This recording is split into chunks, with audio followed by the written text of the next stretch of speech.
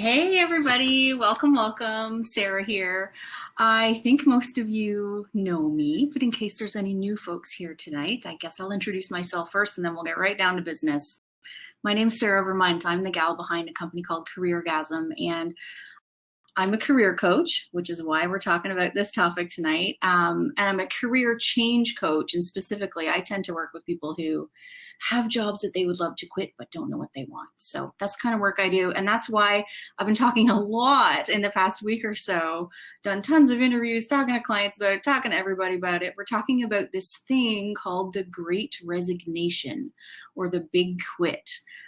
That's what economists are calling it. So I'm going to do my best to prepare you for this really kind of strange and interesting time in the job market, so that whether you're someone who wants to quit your job and do something else, or whether you're someone who wants to retain your job or maybe move up in your company, you can leverage this opportunity as best you can. I'm going to try and get through all of our information and all of your questions in about 30 or 40 minutes. And there's four things that I'll talk about up front before I hop into your questions. So first, I'm just going to talk a little bit about what this phenomenon is, the Great Resignation, the Big Quit. We'll get through that quickly.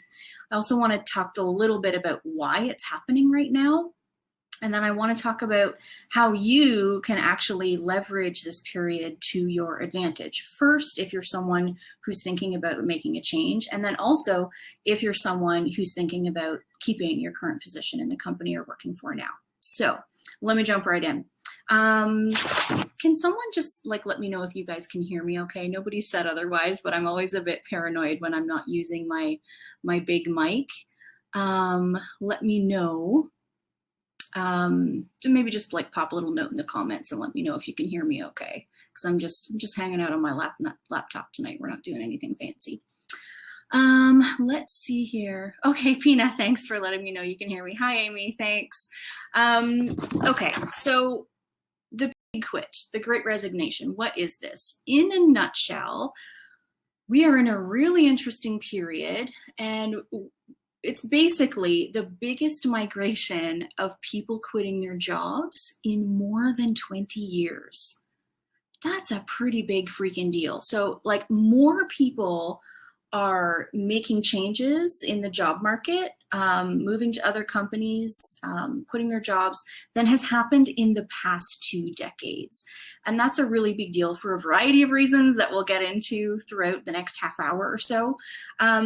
But the reason I thought it was worth having a chat is because this is such a big phenomenon. It's something you should be aware of and prepared for, because it's likely going to impact you whether you are one of the folks who's deciding to make a change or one of the folks who's deciding to stay in your company. There's a couple of surveys that have been done over the past several months, big global surveys, that say there's between 40 and let's say 50, depending on the survey, 40 to 50% of people right now are seriously considering leaving their job, and a lot of people are starting to do it. And like I said, that means you're likely to be impacted, whether you're one of the folks that goes or one of the folks that stays. It started in other areas of the world, probably in the spring. And it's starting here in Canada now. So it's happening in Canada a little bit later than some other places in the world, and I'll explain why. And we started noticing it in the United States in April or so, when we got some job number statistics saying that something like 4 million people quit their jobs. And then that happened again in June, another 4 million people quit their jobs. And all of a sudden economists were like, whoa, what is happening? There's a very different thing happening than happened at the beginning of the pandemic, because as you know, at the beginning of the pandemic, many people lost their jobs. What's happening now is very different. There's a bunch of people quitting their jobs by choice. So this is worker motivated and is an action taken by workers. And it happened a little earlier in some parts of the world, like the United States and some parts of Europe, because their economies opened up a little bit sooner. In the pandemic, they started calling people back to their offices. Their economies were sort of running again a bit quicker than we did here in Canada. For example, you might know that a lot of people got once vaccines became available, they moved very quickly in the United States, and they sort of opened up their economy and their sort of cultural events a lot faster. Here in Canada, we're we're kind of only starting to do that now and recently, which is why we're noticing this migration starting here in Canada now.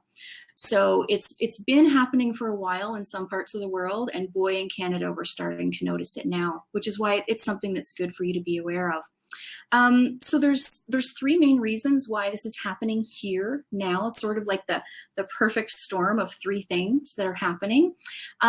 First, and this is a pretty important thing, more than half of the people who've been working remotely at home during the pandemic would like to keep doing so, at least to some degree. So some people would love to keep working at home full time. Some people would just love to have a couple of days a week where they could either stay at home a couple of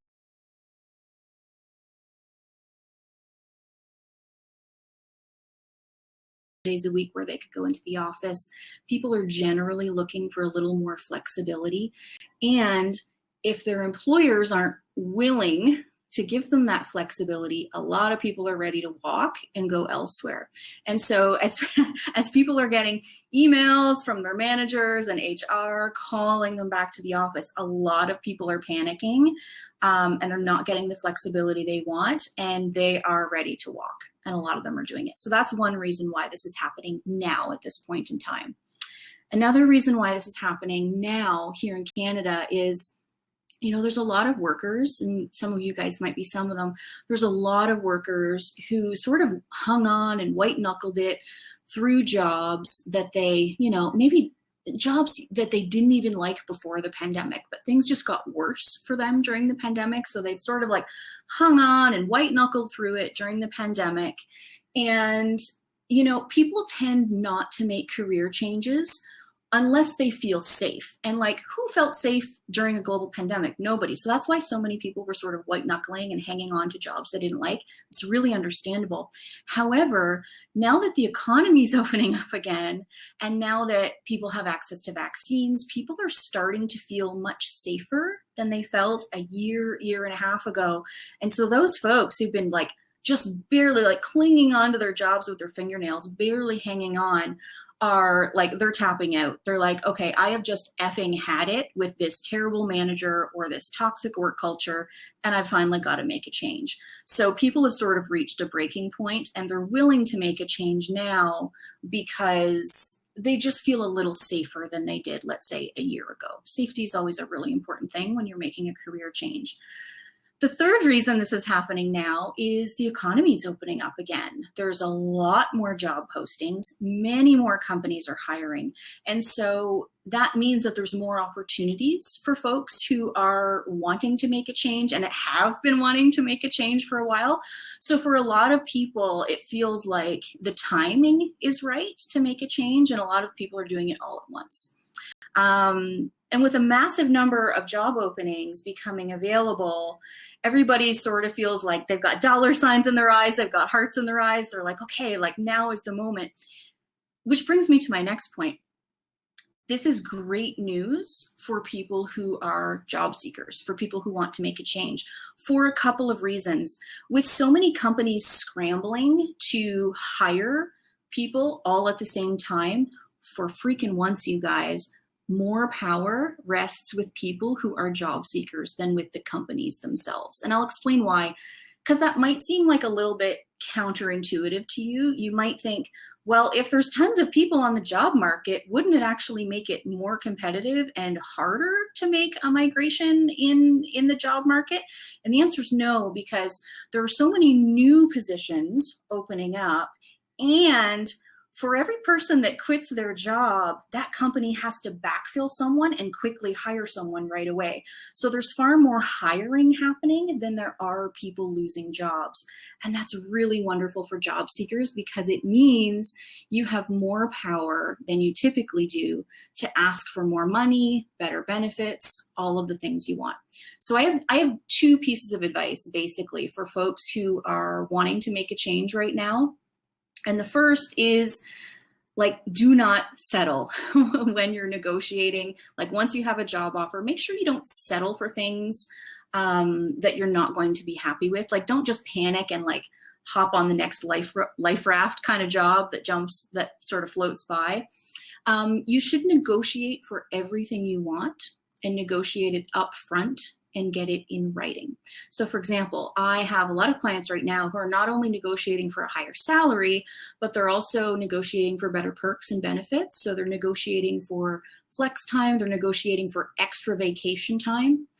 I'll give you a little tip. If you're in a negotiation situation with any workplace and like you've negotiated as high as you can and they cap out and they really can't give you any more, you can sort of change tactics and make an additional ask and say, okay, if you can't meet me at the number I want for my salary, I'd be willing to take an extra week of vacation or something. So when an organization says no and they can't quite meet you at your cap, ask for something else that's perhaps a little bit more flexible for them. But it's really important that you negotiate for this stuff up front and that you get it in writing. What often happens when people are looking for jobs is they'll get a job offer, the person or the company doesn't meet them at their salary that they want to obtain, and they kind of feel like, oh, I'm not really wanting to take this salary. And then the new employer will say, well, why don't we start you with this salary and we'll see what your performance is like in 6 months. And, you're probably sitting there thinking like, okay, 6 months, I can show them that I can do a really good job. But you guys probably already know what happens. Typically 6 months rolls around. I'm sure it's happened to some people here. 6 months or a year rolls around. They haven't even done your assessment. They're not open to talking to the raise that the salary that you wanted when you first came in. And the reason is because they know what you're willing to settle for. So even in regular times, it's always best to make sure you negotiate for everything up front, because it's much harder to negotiate when you're in the role. You are in your most powerful position, like your most powerful position through all of your employment with a company just before you say yes to an offer. And that's why it's really important to get all of this stuff in writing, because your power dwindles quite a lot once they know what you're willing to accept. So that's my advice for the folks who are job seekers during this time. But there are probably a lot of you here who want to keep your current job and you're wondering how this will affect you. And the answer is it's going to affect you. And there's good news and there's bad news, okay? As you can probably guess, right? Okay, so let's start with the bad news. The bad news is, as you can imagine, shit's going to be kind of crazy while a lot of your colleagues are leaving and going to other jobs. It's going to be a bit stormy holding down the fort when there are fewer colleagues around. If you've ever had people, unexpectedly quit in your organization, you tend to get more work. Things are a bit stormy. There's not a lot of stability. It can be quite stressful during that period. So that's the bad news. But there's good news. The good news is, with so many employers scrambling to hire and fill positions, they are also, for the most part, going to be desperate to keep the people that they already have. And so it's a fabulous time to ask for a raise. In fact, it's a better time to ask for a raise than a typical time, just because you have a little bit more power, because they will want to keep you. The thought of you going elsewhere will be quite stressful for your employers. So what I would do, and this is, take it or leave it, but what I would do, especially if you're someone who's been with an organization for a while and maybe you've been overlooked before, maybe you've gone for a promotion and not gotten it, maybe you just haven't moved up the way you've wanted to. If you were in that situation, I would actually, personally, if I were in your shoes, I would go out and interview for a couple of positions, secure an offer from another company, and take that offer to your employer and say, hey, I've got a job offer. Here's what it's for. Here's the salary it's for. I really would like to stay here. Can we talk about a promotion or you matching this offer? So you always have more power when they know you've sort of got one foot out the door. They're much more likely to give you the raise or the promotion that you're seeking at that time. So that's my general advice that I have for you guys about this period of time. And I want to make sure I leave lots of time for your questions. So I'm going to move to those now. If you haven't asked a question yet, if you look at the bottom right underneath my face here, you'll see an Ask a Question tab. You can ask a question here, or you can also vote up other people's questions. that you want to make sure get answered, just in case things get, in case we get a ton of questions. Vote up the ones you want answered the most, and I'll answer those first. Oh, okay. Erin has asked a really good question. How do you deal with the "we'll see in 6 months" conversation? You have a couple of options, Erin. So, and what Erin's referring to is what I was just talking to a few minutes ago, around, getting an offer and saying, we'll see how we do in 6 months. Here's the salary we'll offer now, and we can talk about it in 6 months based on your performance. You just have a decision then to make, Erin, and this is true for everyone else listening. You have to decide if you're willing to take the offer that they've given you, or if you feel like it's maybe time to move on. And if you get the sense that they're not going to honor that, as many employers don't, then maybe you look for an employer that is going to meet you at your salary match that you actually want. It's just so hard to negotiate for a higher salary when you're just 6 months in or just a year in. People typically have to wait a really, really long time for companies to honor that. I would say more often than not, you sort of bust your ass for 6 months and then you don't actually see the payoff in terms of that promotion or that salary. So it's really just a matter, Erin, of making a decision. And this is, of course, after you've already, gotten an offer and given them a counter offer, asking them for the amount that you'd like.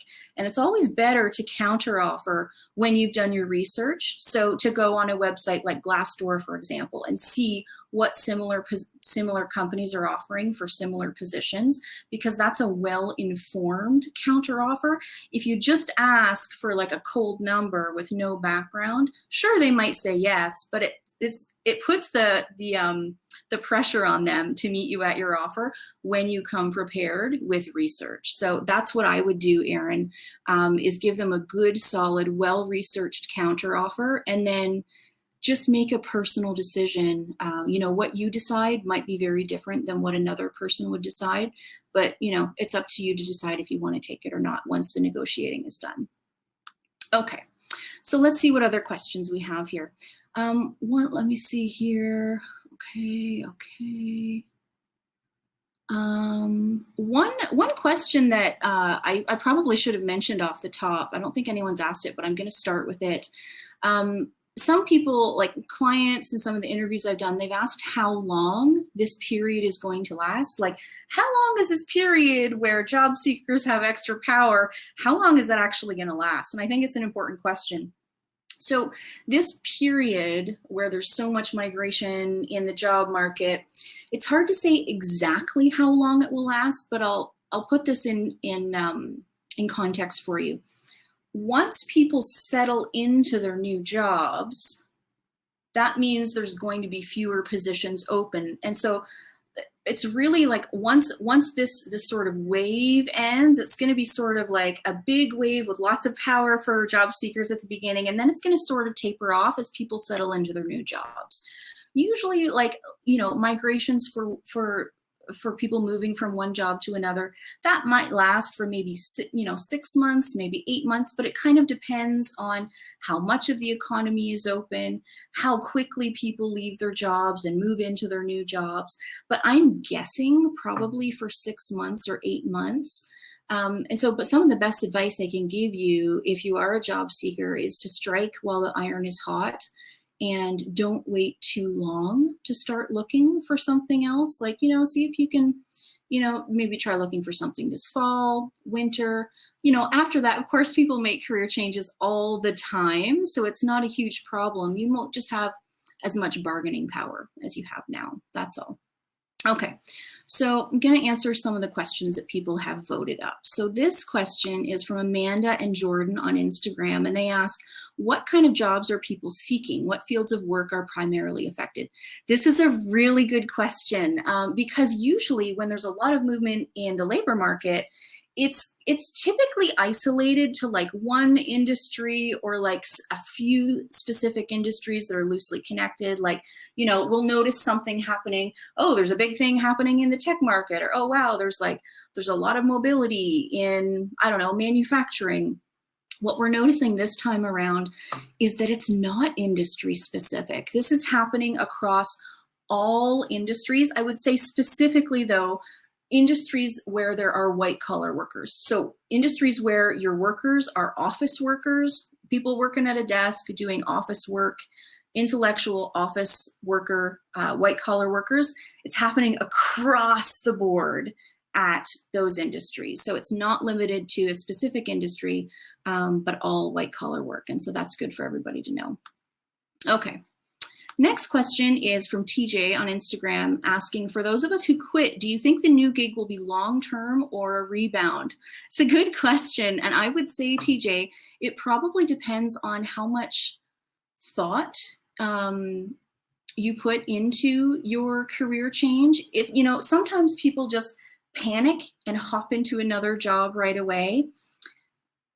You know, those types of jobs do tend to be sort of like a rebound approach, right? Because you're so desperate to get out of your job that you're just willing to like hop into anything that's floating by.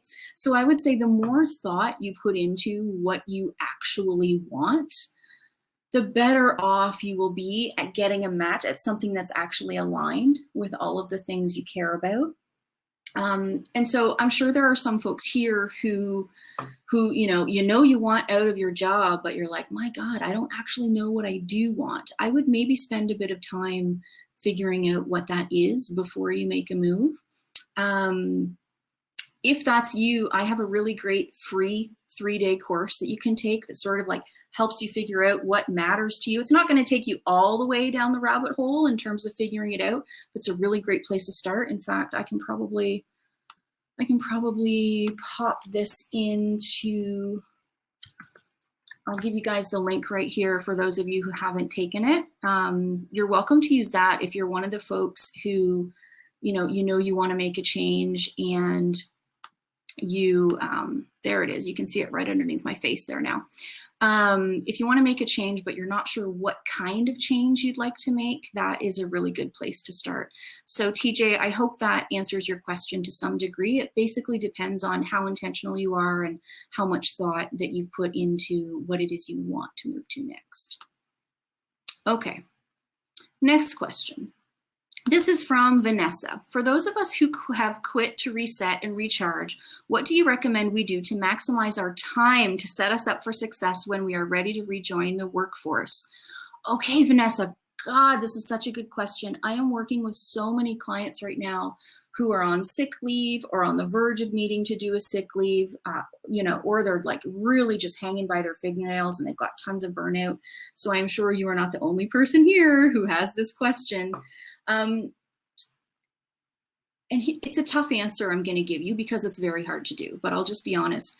It's very, very hard to recover from burnout if as soon as you quit your job, you immediately move into like action mode, research mode, job search mode.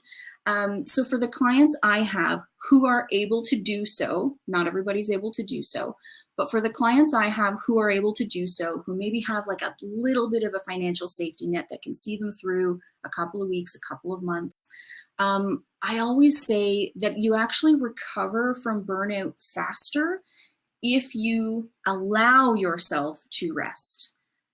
And that's actually very, very hard to do because here's what people expect when they quit their jobs and they've been struggling from burnout. What people expect is that they're going to immediately feel better as soon as they quit their job. But truthfully, what often happens is you've been running on adrenaline for so long that your mind and body just crashes as soon as you quit your job. There will be a recovery, but you're going to be sort of like in a crash zone for a while, and you'll probably be wondering, oh my God, like, why don't I have my energy back? I quit my job. It's just your body repairing. Burnout is a physiological thing that you need to recover from. For those of you who are struggling from burnout, what is the name of this book? It's the best book I've ever read on burnout. It's called Burnout, and it's written by two sisters. The name of the book is escaping me, but when I send you guys the replay, I will include the name of that book. I listened to it by audiobook this year, and they talk about how necessary it is to complete the burnout cycle, and that means pulling yourself away from the things that cause the burnout in the first place. So that scrambling hamster wheel feeling, you can't really hop off of one hamster wheel with your job and hop too quickly onto your hamster wheel of job searching right away. Again, not everybody is able to take a couple of weeks or a couple of months to recover, but if you happen to be someone who can, it's going to be very, very good for you.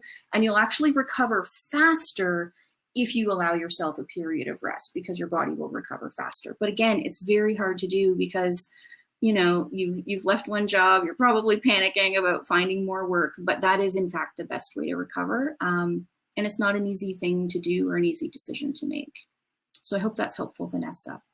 Oh, Vanessa just told us what the book is, Burnout, The Secret to Unlocking the Stress Cycle by Emily Nagoski and Amelia Nagoski. It's just fantastic. Thank you for writing that out, Vanessa. I listened to the audiobook, and it's two sisters sort of who wrote the book together and reading it together. I highly recommend the audiobook version if you haven't checked it out. Okay, thank you for that question, Vanessa. I bet that's going to help a lot of people. Okay, let's see what other questions we have. How can folks retain and recruit in this environment? This is a question from Christy on Instagram. I was so happy to see this question, Christy, because I see there's a few folks here today that, you know, are really like lovely leaders and managers who genuinely care about the people that work for them. So kudos to you for even asking this question and caring about this. So how do we retain and recruit in this environment? I'll deal with those things individually. Retaining folks in this environment, the best you can do as a leader in your organization is to advocate for the people who work under you. First, find out what they want and what matters to them, and then take it upward.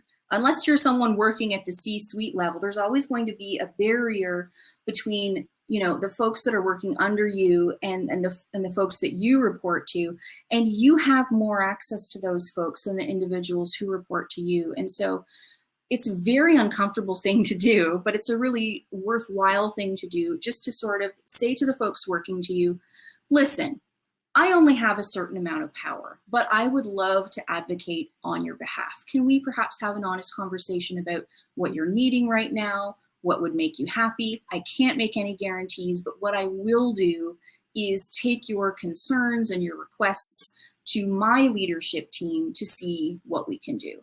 So that's actually the best thing that you can do to retain folks in an organization. And that's true not just during this period, but anytime. And that's just sort of a two-part process, by asking what people want and really listening, and also like be willing to advocate for the people who work under you. Now, of course, people have to be comfortable sharing what they want with you. And so even before you get to the point where you can ask people what they want and need, you have to nurture a relationship with them that makes them feel safe telling you what they want and need. And the fact that you ask this question makes me think you are probably one of those people. So that's the best advice I have about retaining folks.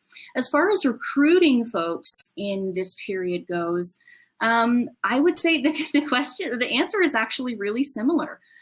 When you're in the interview process, like really making sure that you ask people what it is they want, why they think the fit is good, what they're hoping to get out of this position, and then be really honest in terms of what you can meet and what you can't meet.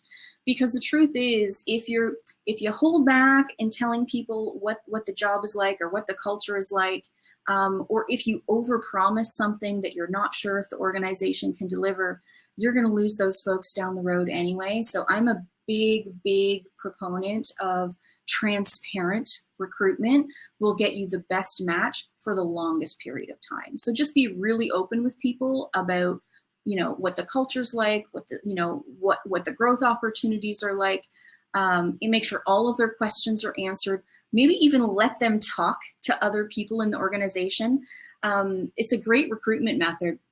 Just as you're ready to give someone an offer, you can always say like, hey, would you like to talk to a couple of people from our team? And that way that person can get a real sense of whether they're going to be a good fit in that team or not. So again, that's all in the interest of transparency. So transparency in terms of recruitment here. Okay. We've got another question from Amanda on Instagram. What age range is most affected? Actually, there's in the data for the polls that I've seen, it hasn't been broken down by age.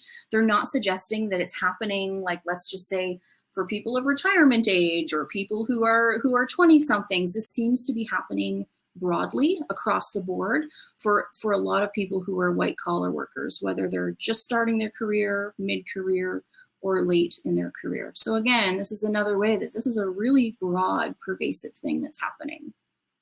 Okay, let's see what other questions have been voted up. We have one from Samantha. For those working in government, how can we maximize the great resignation when we have very fixed bonuses and raises? Yeah, that does happen in government. It's not like private where we can get a bigger raise or bonus with a strong business case. Very true, Samantha. So if you're working for an organization that has like brackets of income that you can move in, you're not going to be able to ask for a raise that's outside of that bracket, right?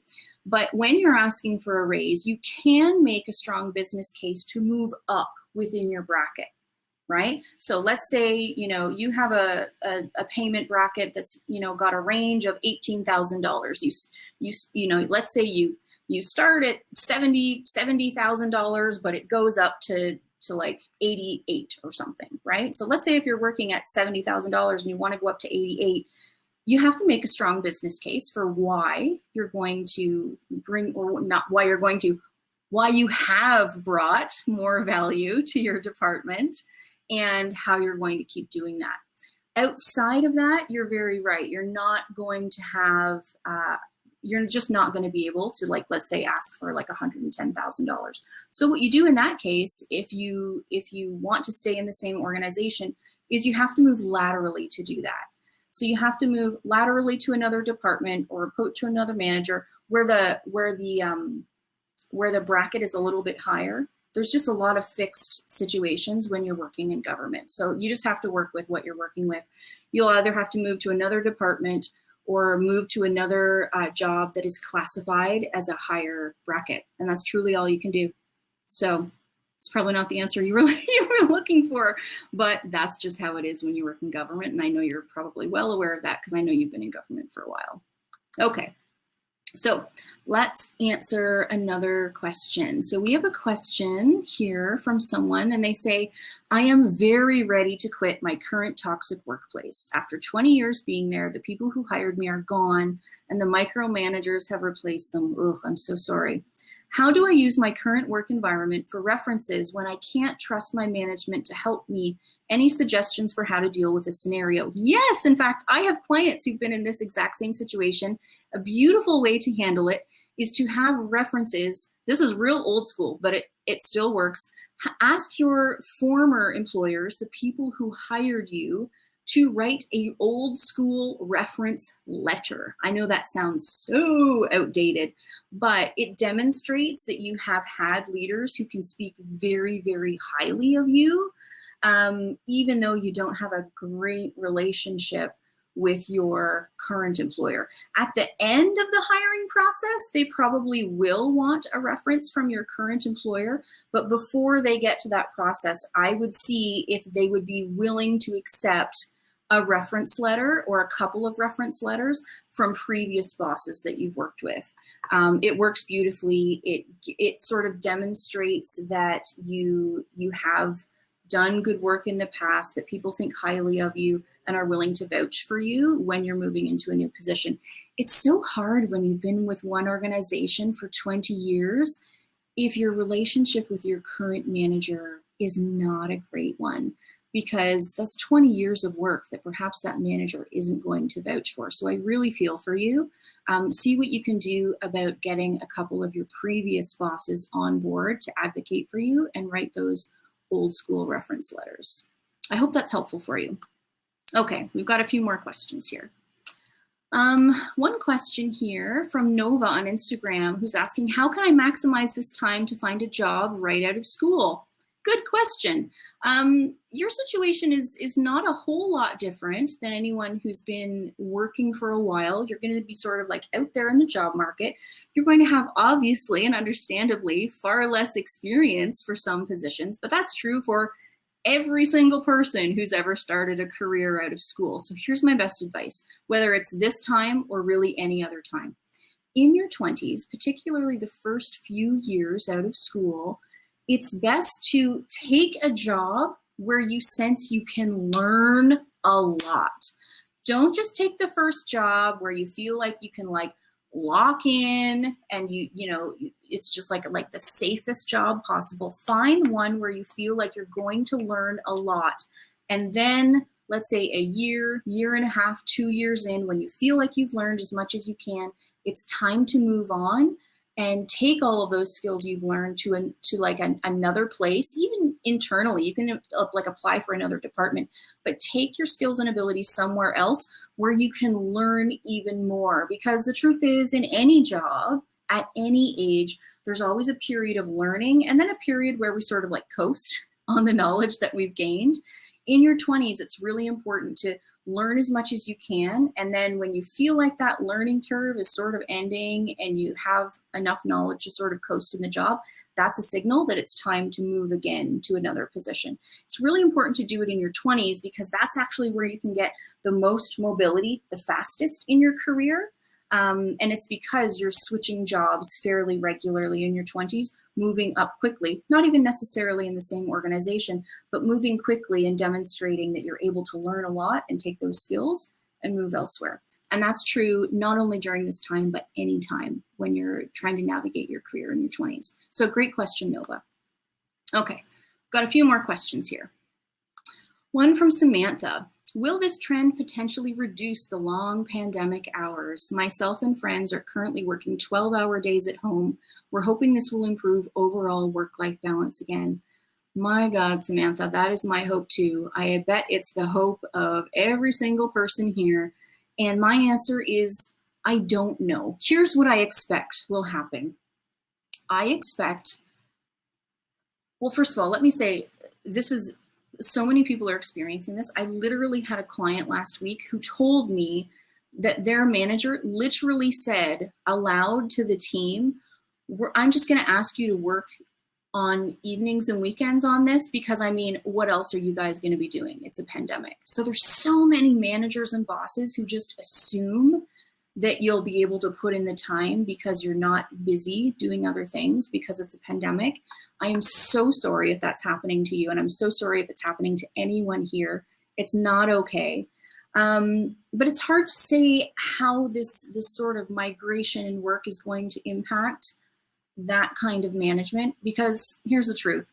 There's always going to be shitty managers. There's always going to be great managers, but there's always going to be shitty managers. And so even after this period, if you happen to work for someone who feels like they can get away with that kind of leadership, which in my opinion is not good leadership, they're going to keep doing it.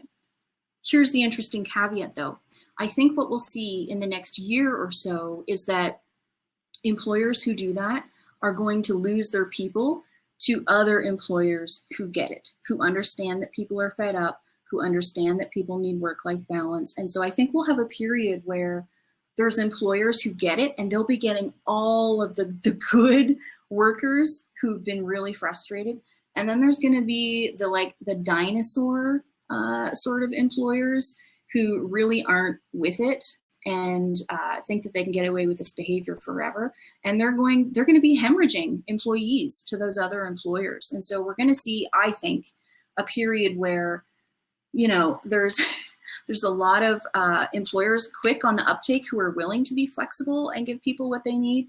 And then there's going to be the dinosaurs who hold out. And they're only going to make changes probably when it's too late, probably when they've lost a lot of people, probably when they have a ton of people on sick leave. And honestly, I think at that point, the writing's kind of on the wall and people are going to be understanding that they're not doing it because they actually care. They're doing it because they have to.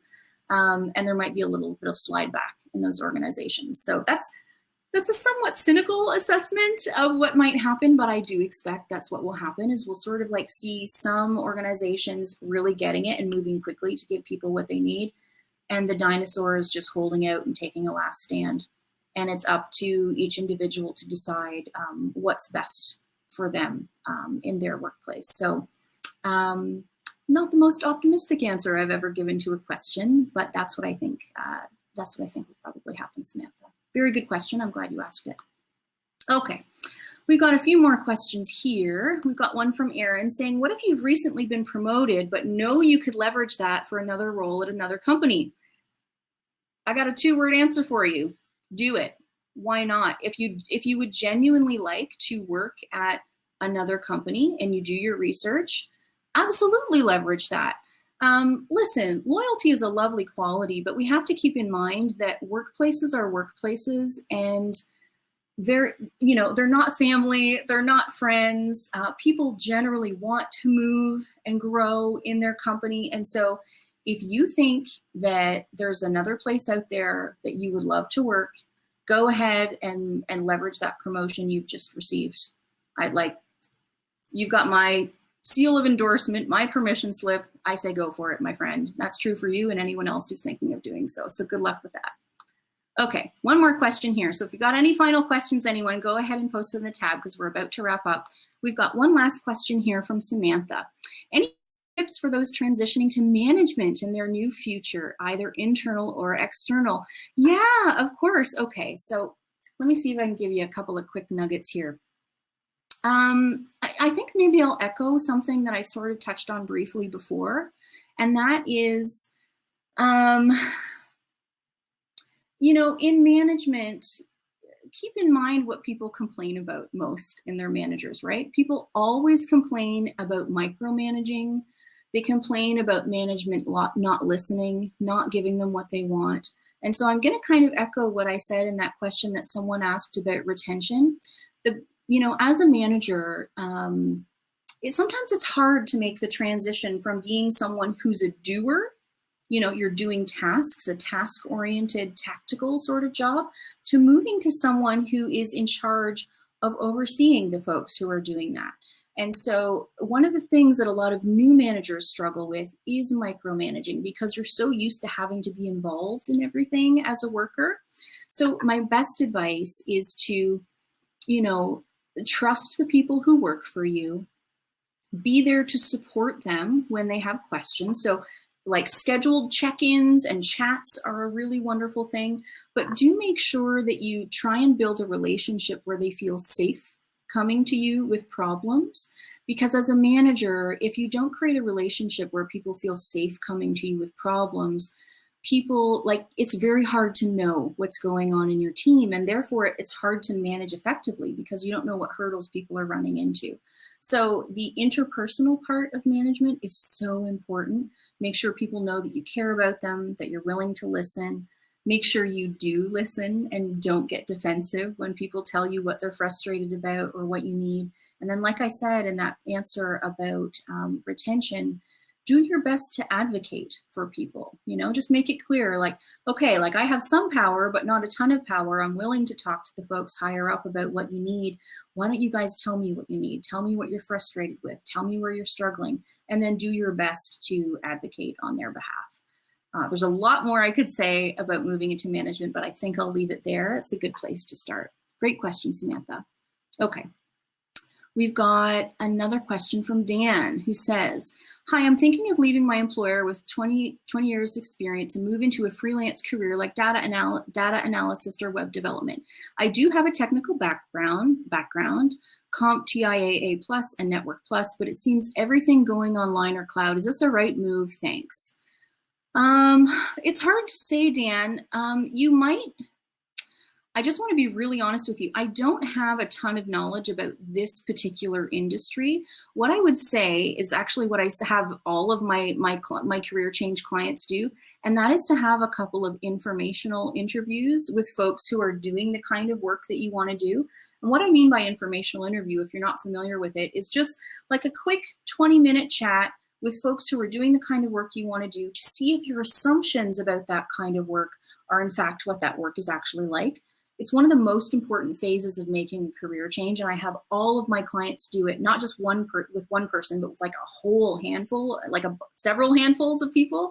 because you want to make sure that you're making a move that's based on good information. So in your question here, it seems like you're not sure about the technical side of this move. You're like, okay, if everything's moving to the cloud, is my technical experience going to be relevant?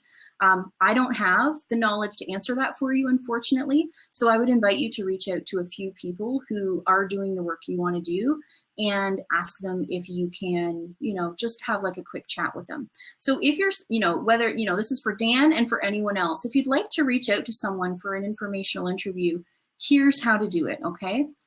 Well, first of all, I'll say I have a little template that you can use when you're emailing a total stranger to ask them about their work. If you Google Careeragsim informational interview, you will find a blog post that I've written. And I think it's called something like how to get an informational interview and why you need it. If you scroll to that bottom of the post, you'll see the little template that I've provided, but I'll explain what to say in that email right now, just so you have a brief idea. When you're emailing a total stranger for an informational interview, here's what you say. You say, hi, I'm so-and-so. I'm interested in potentially pursuing a career change. I'm not looking for a job or a connection, but I'd love to learn a little bit about your experience doing this kind of work. Do you think you could spare 20 or 30 minutes for a chat? Happy to have a phone call, meet virtually, happy to work around your schedule. Let me know if you think that would be possible. It's a very short email and it works for three main reasons. First, you're not telling them your life story off the top. You notice you've said virtually nothing about yourself off the top. That's because people are busy. They don't want like a big long email from a stranger. So just tell them you're someone who's interested in making a career change. It's one sentence. Second reason it works very well is you explicitly say, I'm not looking for a job or a connection, but I would just love to learn about your experience in this field. People are more likely to say yes to a request for a conversation if you say that, because then they know you're not going to sort of like slide your resume over to them or try to get your foot in the door. It's really like a no strings attached conversation. So you'll get more yeses in that case. And then the third reason it works is you're suggesting a very short period of time and you say you're willing to work around their schedule. And so when you make that kind of request, you will get a lot more yeses than if you sent like a big, long, convoluted email. You will still get quite a few no's and some crickets when you send out emails like that, because not everyone will have time for you. Usually when you're making an informational interview request, usually only 1 out of every 4 or 5 people will say yes. So you will probably have to send out a whole bunch of emails in order to get a couple of yeses, but it's always, always, always worth it, because it will let you know if there's information you're missing. It will let you know, like, for example, it will answer that question that you have here, and you'll know that you're moving into an area that is in fact aligned with what you want. Or, I mean, worst case scenario, you find out that, wow, this thing isn't what I thought it was going to be at all. And whew, thank God I dodged a bullet. So it's always a good thing to do. Even if some of the information you learn is discouraging, it's always, always better to know that in advance. So good luck to you, Dan. I think those conversations will be really valuable for you. Okay, that is the end of our questions. Thank you, everybody, for coming. Like I said, if you are someone who's wanting to make a career change and you're just not sure what that is yet, go ahead and check out my free course at the bottom here. It's here to help you. Check out some of the books that we've mentioned here in the little sidebar chat. I hope this has been helpful for you. We're just at such an interesting time right now. And I really hope that you make the most of it, whether you're someone who's wanting to make a change, someone who's hoping to stay with an organization you already love, or if you're really wanting to support the people who already worked for you. Good for you for putting some thought into this. Thanks for coming, and I'll see you next time. Bye, everybody.